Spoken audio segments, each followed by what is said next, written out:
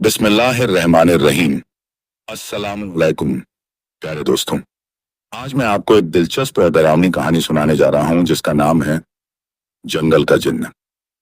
यह कहानी आपको यह सिखाएगी कि अगर आपका ईमान मजबूत हो तो कोई भी ताकत आपको डराने या नुकसान पहुंचाने में सक्षम नहीं होती।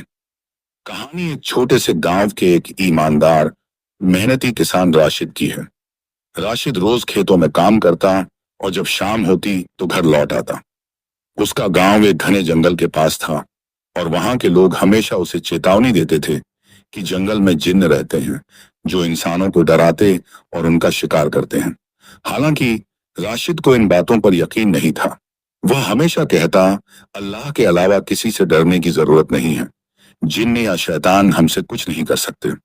एक दिन राशिद खेतों में बहुत देर तक काम करता रहा और जब घर लौटने का वक्त आया तो रात का अंधेरा घिर चुका था।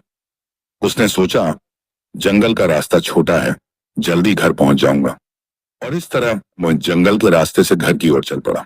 जैसे ही वह जंगल में घुसा उसे अजीब सी आवाजें सुनाई देने लगी।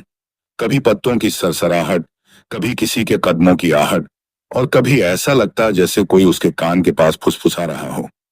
राशिद ने इसे नजरअंदाज किया और अपने रास्ते पर चलता रहा, लेकिन फिर उसे ऐसा महसूस हुआ कि कोई उसका पीछा कर रहा है। उसने पीछे मुड़कर देखा, लेकिन वहां कोई नहीं था।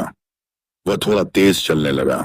तभी अचानक एक गहरी और डरावनी आवाज आई, राशिद, रुक जाओ। राशिद ने डरते हुए पीछे देखा तो एक काला साया हवा में तैरता हुआ दिखाई दिया। उसकी आंखें जलती हुई अंगारों की तरह चमक रही थीं। राशिद के शरीर में एक सिहरन दौड़ गई।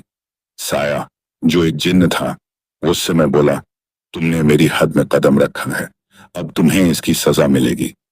राशिद का दिल जोर जोर से धड़कने लगा, लेकिन उसने खुद को संभालते हुए कहा, मेरा अल्लाह मेरे साथ है, मुझे तुम्हारा कोई डर नहीं है। जिन्न ने हंसते हुए कहा, तुम्हें लगता है कि तुम्हारा अल्लाह तुम्हें बचा लेगा? तब राशिद ने बिना किसी डर के आयतुल कुर्सी पढ़नी शुरू कर दी। जैसे ही उसने यह आयत पढ़ी, जिन्न ने अपने कान बंद कर लिए और दर्द से चीखते हुए कहा, बस करो, मुझे और तकलीफ मत दो। राशिद ने कहा, तुम इंसानों को क्यों डराते हो? जिन्न ने जवाब दिया, मैं ताकत और ऊर्जा पाने के लिए कमजोर इंसानों को डराता हूं, लेकिन तुम अलग हो, तुम्हारे दिल में अल्लाह का यकीन है, इसीलिए मैं तुम्हारा कुछ नहीं बिगाड़ सकता। राशिद ने जिन्न को समझाया, अगर तुम इंसानों को डराना छोड़ दो और अल्लाह की इबादत करो तो तुम्हें भी सुकून मिलेगा।